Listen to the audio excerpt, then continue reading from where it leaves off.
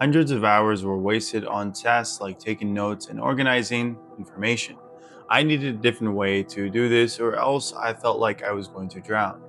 So I stopped taking notes by hand, and honestly, I can say that it's dramatically changed my productivity in a positive way and allowed me to be much more efficient. Now I use AI to turn my lecture notes and PDFs into high yield notes and study guides. Then I use those notes and lecture PDFs to create practice questions that mirror the exam. And finally, I turn the most important information into flashcards so I can retain it long term.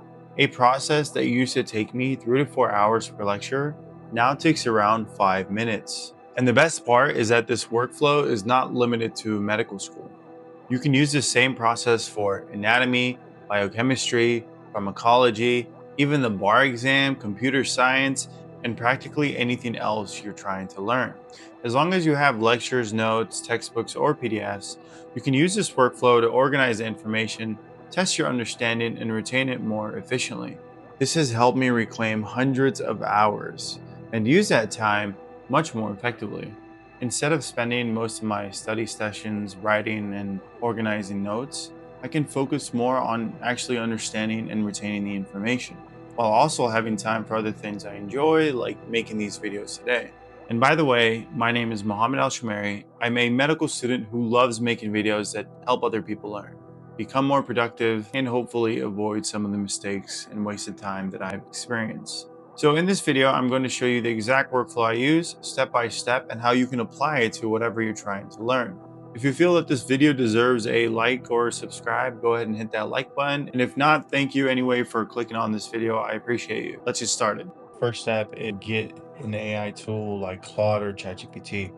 Honestly, they're pretty expensive, $20. I would only recommend it if you're doing like a lot of learning, but if not, then just stick to the free version. That works just as good. Today I'm going to be using Claude. Claude is amazing. I like it. It just like thinks better.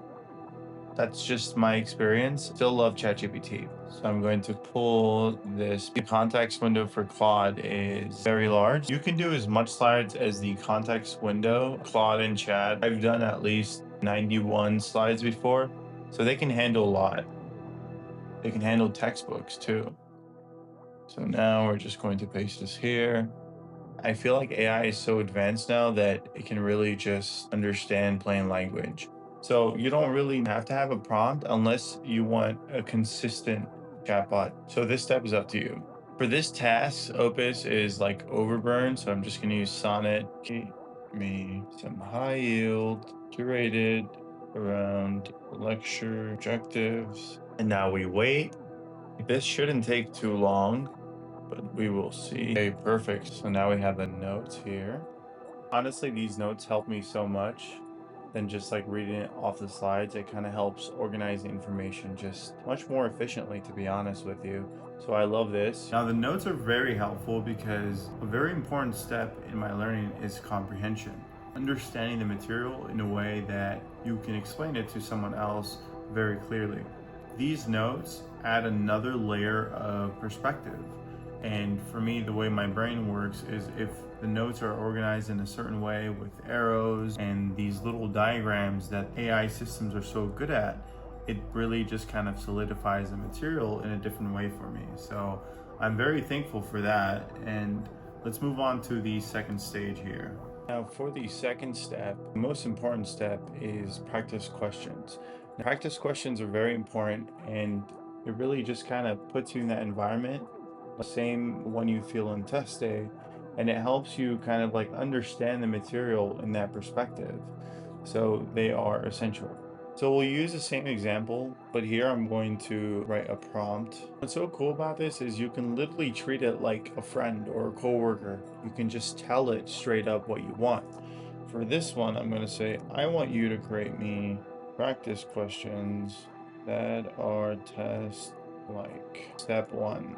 For your case, you would want to put examples if you have any practice questions that your professors give you. I use step one. I model it like that. I also like saying to have a question analysis or an answer analysis below each question. So if I do get it wrong, it gives me a way to understand that material within that same context of the question. Include question analysis launch. Okay, now we got the prompt. It's so easy to use now. In my opinion, it's not like before where you have to prompt it in a specific way. Fire. Okay, so it has all the questions, but we want that in a Word doc, so we'll just tell it to put it in a Word doc. Okay, so now we have the document. Looks good. This is exactly what I was looking for. We have the answer key and the question analysis. Great. Now, for this final stage, you would need a flashcard app like Anki. It's a software app that has an algorithm, keeps showing you flashcards and information so you don't forget it based on how you're answering the actual card. So, first, we would ask Claude to make this into a CSV file, and you would want to tell the type of flashcard you actually want here. If you like close cards or question and answer cards, these are all important distinctions that you should tell Claude at this point. We would save it, and now we're going to go to the Anki app. I just made a new deck here, and now we're just going to import it, find the CSV file that we saved, import it. And this distinction is important. What we want to do is when you import it as a CSV file, it's going to be automatically selected as a semicolon. We want to change it into comma so it can recognize the actual format. And depending on your card style for Anki, it's up to you. Let's check out a few questions here. Nice. This is how I integrate my CSV file. I hope this video helped you in some way, but this is kind of the workflow that I use to really just save a lot of time, especially when it comes to taking notes or practice questions. Thanks so much. I hope you enjoyed this and have a good one.